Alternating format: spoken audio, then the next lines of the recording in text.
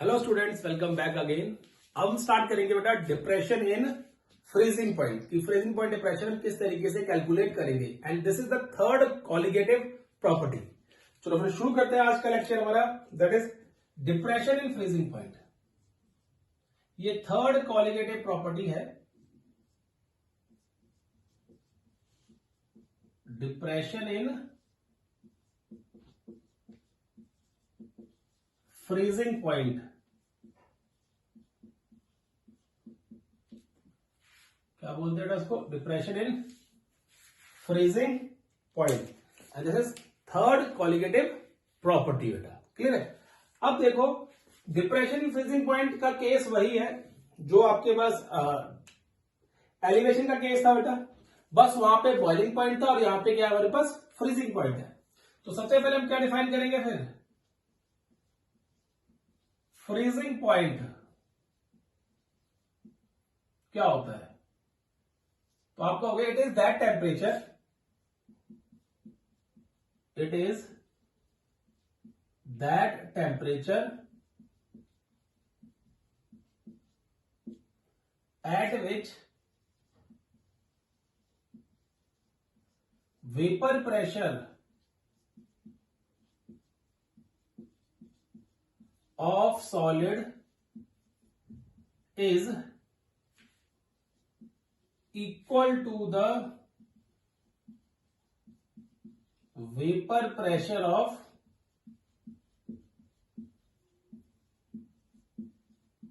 liquid।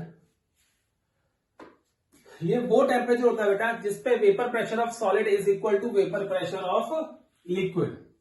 उस particular temperature को हम क्या बोलेंगे?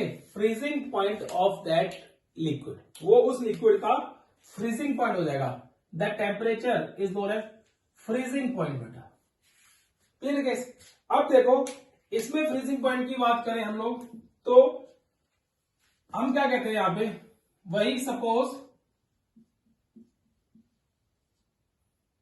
नॉन वोलेटाइल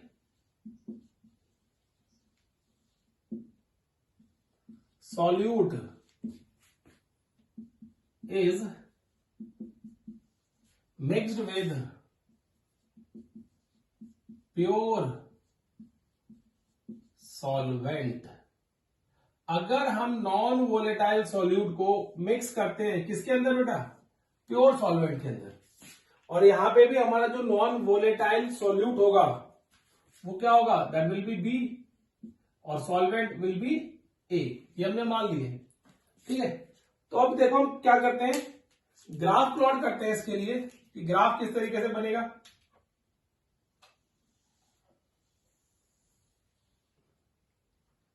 ग्राफ में वही वेपर प्रेशर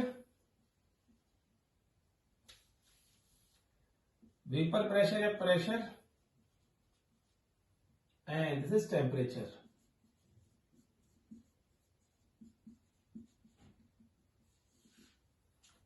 ठीक है बेटा, ये हमने लाइन बना दी प्रेशर की।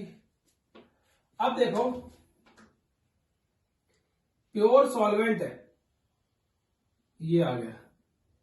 इस पर्टिकुलर पॉइंट पे आके सॉल्वेंट जो है बेटा वो फ्रीज हो जाता है। ठीक है, यहां पे आगे क्या होता है? फ्रीज होना शुरू होता है। और हम क्या कहते हैं? इस पर्टिकुलर पॉइंट पे आके सॉल्वेंट क्या हो गया बेटा? फ्रीज हो गया। इसको हम बोलते हैं T F not, freezing point of pure solvent. Pure solvent, freezing point of pure solvent, ये फ्रीजिंग पॉइंट है। अब इस प्योर सॉल्वेंट के अंदर हमने क्या कर दिया? We have add non volatile solute to it. जब नॉन वोलेटाइल सॉल्यूट ऐड किया तो हमें पता चला बेटा उसका फ्रीजिंग पॉइंट चेक करने पर गए तो वो क्या हो गया बेटा? और कम आया and that is T F. This is the freezing point of the solution. क्या है बेटा? वो फ्रीजिंग पॉइंट ऑफ सॉल्यूशन है। ये सॉल्यूशन के लिए एक्सेस है। फ्रीजिंग पॉइंट यहां तक आया, यहां पे फ्रीज नहीं हुआ। इस पर्टिकुलर पॉइंट पे टेम्परेचर पे जो सॉल्यूशन था वो फ्रीज नहीं हुआ बिकॉज उसके अंदर नॉन वोलेटाइल सॉल्यूट डाला हुआ था। तो हमने और टेम्परेचर कम किया तो पता चला कि वो इस पर्टिकुलर पॉइंट पे जाके इस पर्टिकुलर टेम्परेचर पे फ्रीज हुआ। तो जो हमारा सॉल्यूशन था वो लेसर टेम्परेचर पे फ्रीज हुआ है as compare to pure solvent. और दिस चेंज, ये जो चेंज है उसको हम बोलते हैं delta T F. Delta T F बोले तो डिप्रेशन इन फ्रीजिंग पॉइंट। क्या बोलते हैं इसको? Depression in freezing point.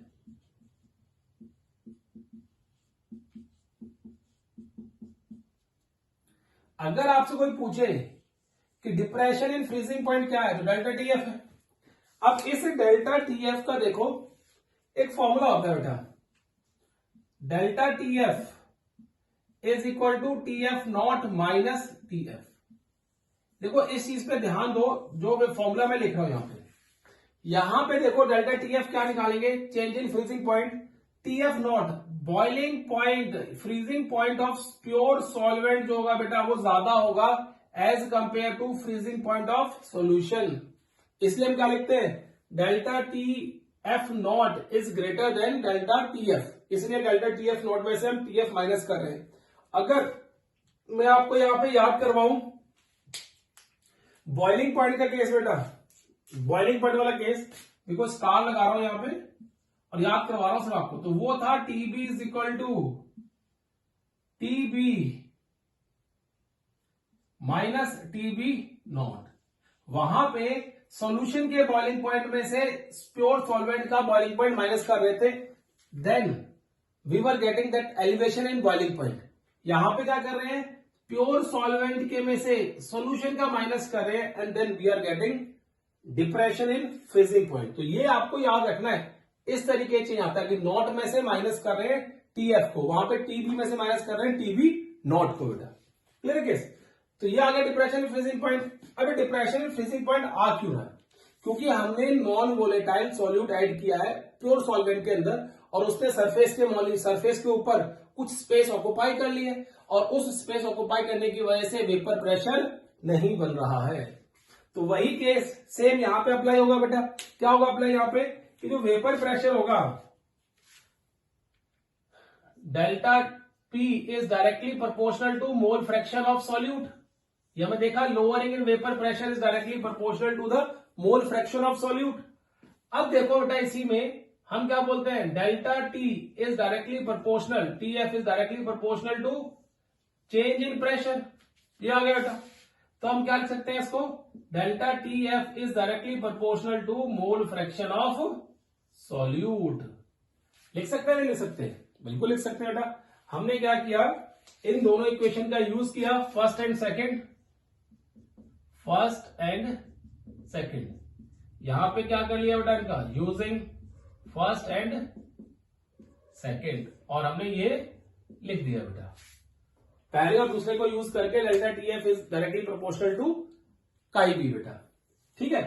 अब देखो, अब इसके आगे पिछले बार जो एलिवेशन बॉइलिंग पॉइंट था तो कुछ बच्चों ने कहा था कि सर हमें समझ नहीं आया किस तरीके से क्या चीजें चेंज हो गई बेटा।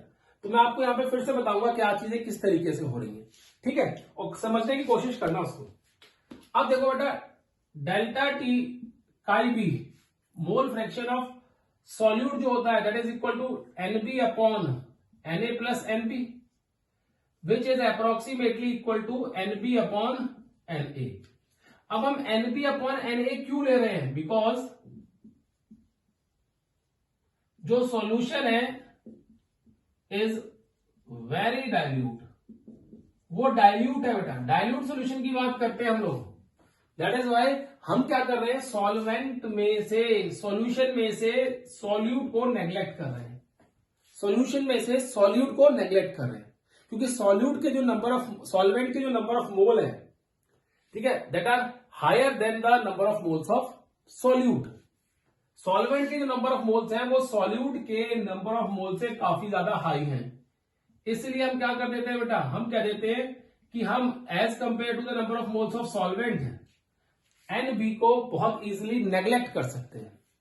तो अब इसी को बेटा आगे हम लिखते हैं, chi B is equal to N B upon N A which is equal to W B upon M B into M A upon W A बेटा। क्लियर है केस, ये आ गया। अब ये वैल्यू हम यहां पुट करेंगे तो क्या आ गया हमारे पास, delta T F is equal to K. देखो बेटा अब मैं पूरा क्लियरली बता रहा हूं आपको, ये जो कांस्टेंट ऑफ प्रोपोर्शनलिटी यहां पे रिमूव किया है that is K into W B upon M B into M A upon W A बेटा। ठीक है, अब देखना ध्यान से इसको, आगे क्या होगा, delta T F is equal to K into M A, molar mass of solvent is equal to W B upon M B into W A. अब जो के इंटू एम ए बेटा that is equal to K F into W B upon M B into W A. ठीक है बेटा, तो देखो ये आया, ये फॉर्मूला बन गया कि नहीं बन गया, बिल्कुल। एंड दिस के एफ, ये जो के एफ है बेटा यहां पे, this is known as molar depression constant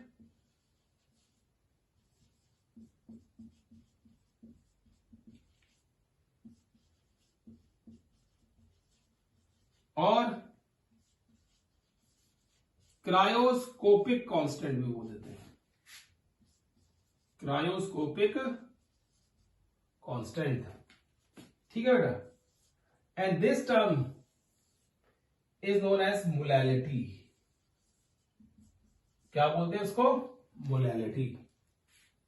ठीक है, तो अब मैं फॉर्मूला लिखूं इसका पूरे का कंबाइन करके, तो क्या फॉर्मूला आएगा देखो मेरे पास, I will get depression in freezing point is equal to molar depression constant into small m।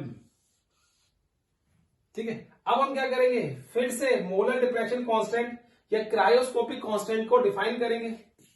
तो कैसे डिफाइन करेंगे देखो, आपको पता है बेटा आप किस तरीके से मोलर डिप्रेशन कांस्टेंट को डिफाइन करेंगे।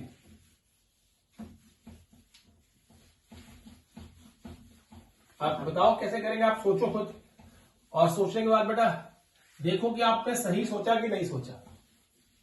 ठीक है, आप सोचो कि किस तरीके डिफाइन करोगे, चाहे आप वीडियो पॉज कर लो, आप सोचो कि आप अपने आप लिख के देखो कि आप किस तरीके डिफाइन करेंगे। Delta T F is equal to K F into molality. तो डेफिनेशन देनी है मुझे किसकी बेटा, के एफ की। तो क्या दूंगा, cryoscopic constant, cryoscopic constant is equal to depression in freezing point if solution has molality unity। अगर सॉल्यूशन की जो मोलैलिटी है, इफ इट इज यूनिटी, अगर वो यूनिटी है तो, समझ आया क्या बेटा। Cryoscopic constant is equal to, देखो मैंने आपको सिखाया था यूनिटी करने वाला, इसको 1 कर दो तो K F is equal to depression in freezing point. ठीक है, या क्रायोस्कोपिक कांस्टेंट, जो क्रायोस्कोपिक कांस्टेंट है that is equal to depression in freezing point if solution has molality unity, या मोलैलिटी 1 है, यूनिटी है तो क्या हो जाएगा, दोनों बराबर हो जाएंगी। ठीक है, अब बात करते हैं इसकी यूनिट्स की। We talk about units,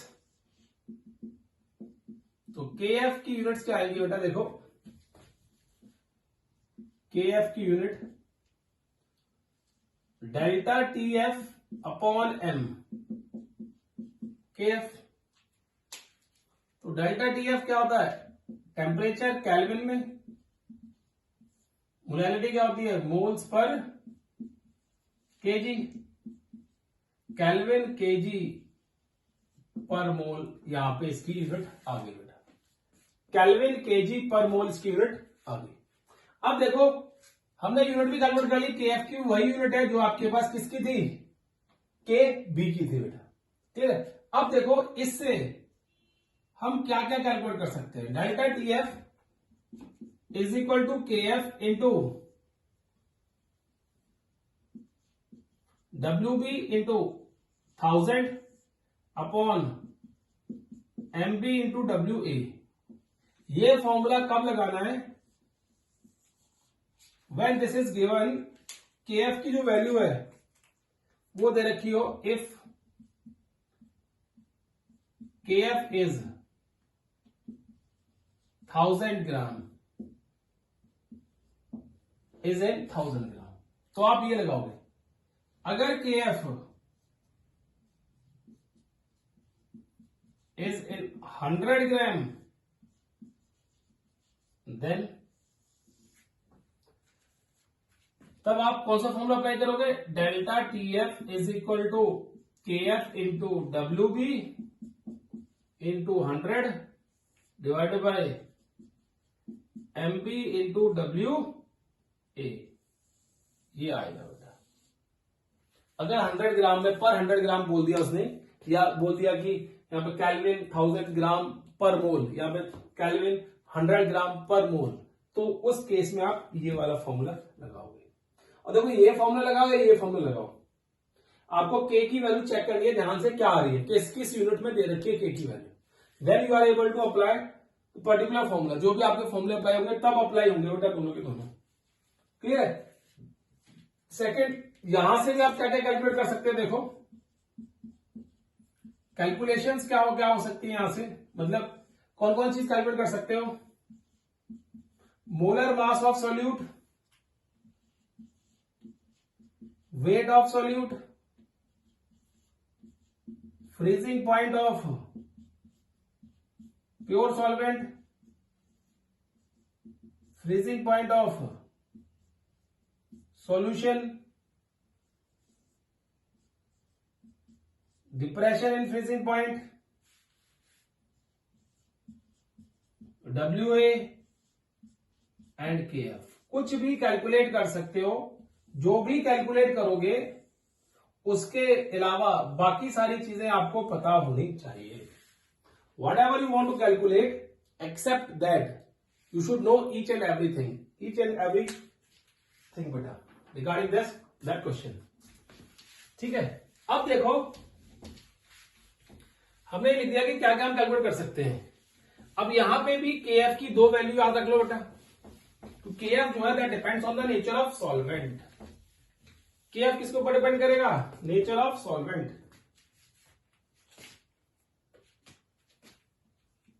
KF depends on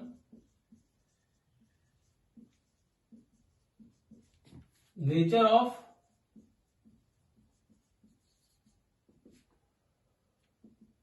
solvent. Nature of solvent के ऊपर डिपेंड करेगा KF। ठीक है बेटा, क्लियर है केस? अब देखो इसके हिसाब से KF, वाटर के लिए KF की वैल्यू क्या होगी? 1.86 केल्विन kg पर मोल। और KF बेंजीन के लिए क्या होगा? C6H6, it is 5.12 kelvin kg पर मोल। ये दो होंगे बेटा। क्लियर है केस? तो मैं दो शो कर दिए देखो यहां पे कि केल्विन kg पर मोल दोनों के लिए क्या क्या होगा। समझ आया केस? अब देखो यही KF जिसकी हम बात कर रहे हैं, ठीक है, इसको हम कैलकुलेट किसी और फॉर्मूले से भी कर सकते हैं। तो फिर से मैं आपको बता रहा हूं, that is important for competition purpose. Competition purpose के लिए इंपॉर्टेंट है बेटा वो। तो आप कह सकते हो KF can be calculated with the help of MA, molar mass of solvent, R universal gas constant, solution constant R, TF not का square upon enthalpy of fusion into 1000। यहां पे MA क्या है? Molar mass of solvent, universal solution constant या gas constant, freezing point of pure solvent, enthalpy of fusion,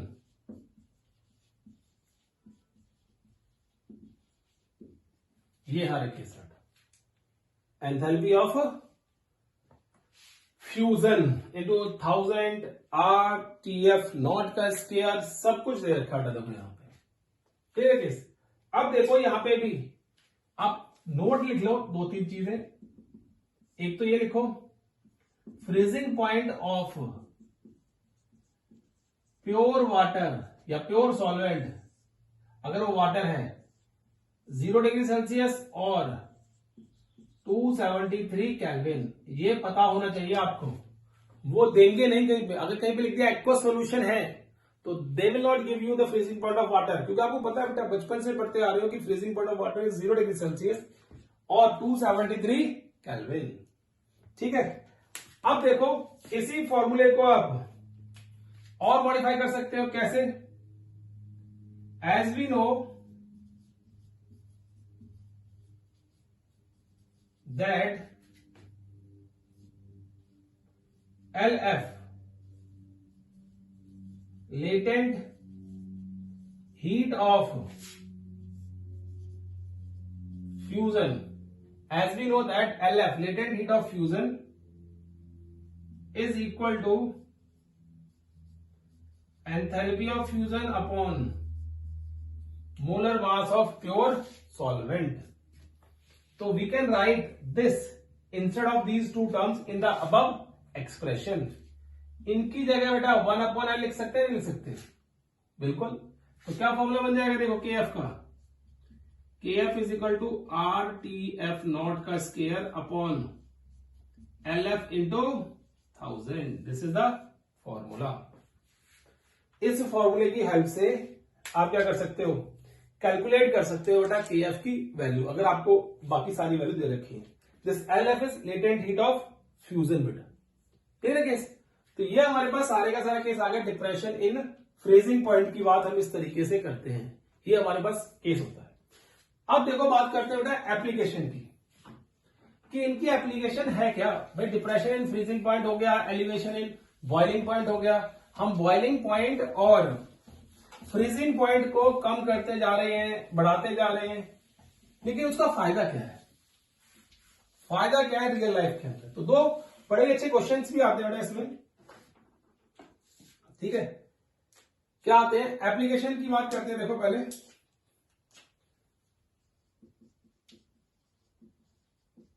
applications, हमारे पास तीन qualitative property हो गई, relative lowering in vapour pressure, elevation in boiling point, depression in freezing point. हमारे पास total 4 qualitative property है, 4 में से हमने 3 को कवर कर लिया है। अब हम elevation in boiling point and depression freezing point की एप्लीकेशंस देख रहे हैं बेटा, ठीक है। तो application number 1 A, anti freezing agent, anti freezing agent, इसको हम बोलते हैं ethylene glycol. What we call it, ethylene glycol. Anti freezing agent is known as ethylene glycol बेटा, ठीक है। अब इथाइलिन ग्लाइकोल की बात करते हैं तो क्या होता है बेटा, ये CH2 CH2OH एंड OH, ठीक है। ये बेटा इथाइलिन ग्लाइकोल है। हम क्या करते हैं बेटा, अगर आपने देखा होगा सर्दियों में क्या होता है, जैसे फॉरेन कंट्रीज है बेटा, लाइक कनाडा वगैरह, कनाडा वगैरह जो है, वहां पे टेम्परेचर जो होता है, टेम्परेचर इन विंटर जो होता है बेटा, वो -25 डिग्री सेल्सियस और -30 डिग्री सेल्सियस होता है बेटा, या माइनस में जाता है, -5 डिग्री सेल्सियस, -10 डिग्री सेल्सियस, -15, 20, 30, ये केसेस हैं। तो जो कार हम यूज करते हैं, as we know that car radiators has water in it. आपको पता है कार का जो रेडिएटर होता है बेटा, उसमें वाटर प्रेजेंट होता है, ताकि जब आप कार चलाते हो ना, तो जो इंजन हीट प्रोड्यूस करता है उस हीट को कूल डाउन करने के लिए, ताकि जितनी भी आपकी यहाँ पे सील वगैरह हो रखी है बेटा इंजन पे या कहीं पे, वो बर्स्ट ना हो, वो मेल्ट ना कर जाए।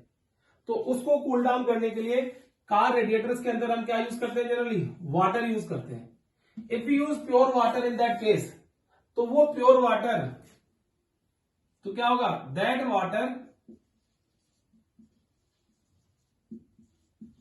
Freezes during winter season. Winter season जो वाटर होता है बेटा क्या करता है, वो फ्रीज कर जाता है। That water in car radiator क्या होता है, फ्रीज कर जाता है। जब आप कार स्टार्ट करते हो तो स्टार्ट नहीं होती, वो बहुत ठंडा कर देता है, इसकी वजह से स्पार्क नहीं लग पाता बेटा। तो हम चाहते हैं कि वो कार रेडिएटर का पानी फ्रीज ना करे। क्या ना करे बेटा, it does not undergo freezing, वो फ्रीजिंग या फ्रीज ना हो। अब वो फ्रीज ना हो तो क्या करते हैं, उसके अंदर फिर हम इथाइलिन ग्लाइकोल ऐड कर देते हैं। किसके अंदर, वाटर के अंदर। तो हम क्या करते हैं, then we add ethylene glycol in water just to decrease its freezing point, so water does not freeze during winter season, ताकि वाटर फ्रीज ना हो सके। तो उसको हम क्या बोलते हैं, हम वाटर के फ्रीजिंग पॉइंट को डिप्रेशन में ले जा रहे हैं। Just by adding ethylene glycol नाम का कोई सॉल्यूट हमने ऐड कर दिया वाटर के अंदर, जिसकी वजह से क्या हुआ कि जो वाटर का फ्रीजिंग पॉइंट था वो इतना कम हो गया कि सर्दियों में भी वो फ्रीज नहीं होता है बेटा। क्या होता है, सर्दियों में भी वो फ्रीज नहीं हो पाता। अब देखो सर्दियों का केस तो आई है, इस तरीके से ही गर्मियों में भी बेटा अगर आप बात करते हो तो टर्म आती है बॉयल ओवर, बॉइल्स ओवर। जब गर्मियों में हीट ज्यादा होती है, आपको पता है गर्मी है बाहर, आप गाड़ी स्टार्ट करते हो, कार स्टार्ट करते हो, तो जो इंजन है वो तो हीट जनरेट करेगा।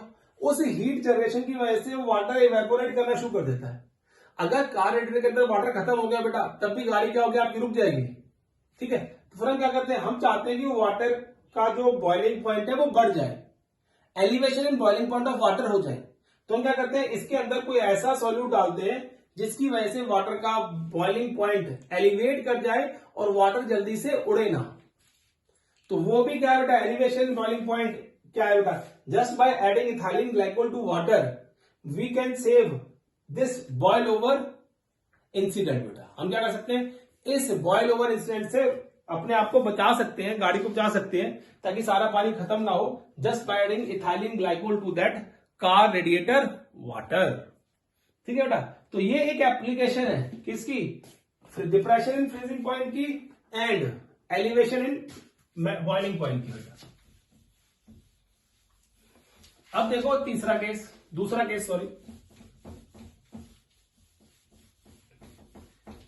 एप्लीकेशन क्या होगी इसकी,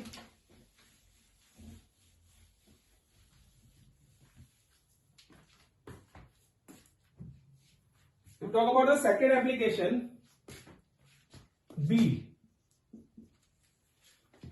अब वही केस है बेटा, यहां पे भी विंटर्स में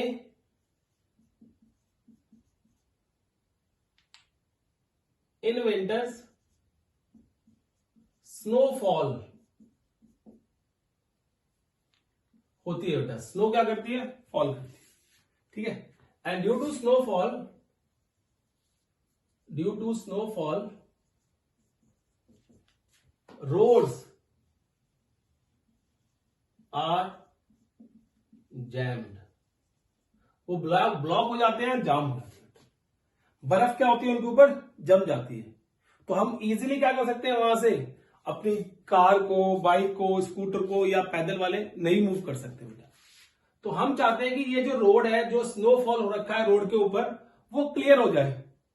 तो इसको क्लियर करने के लिए, to clear snow from the road we scattered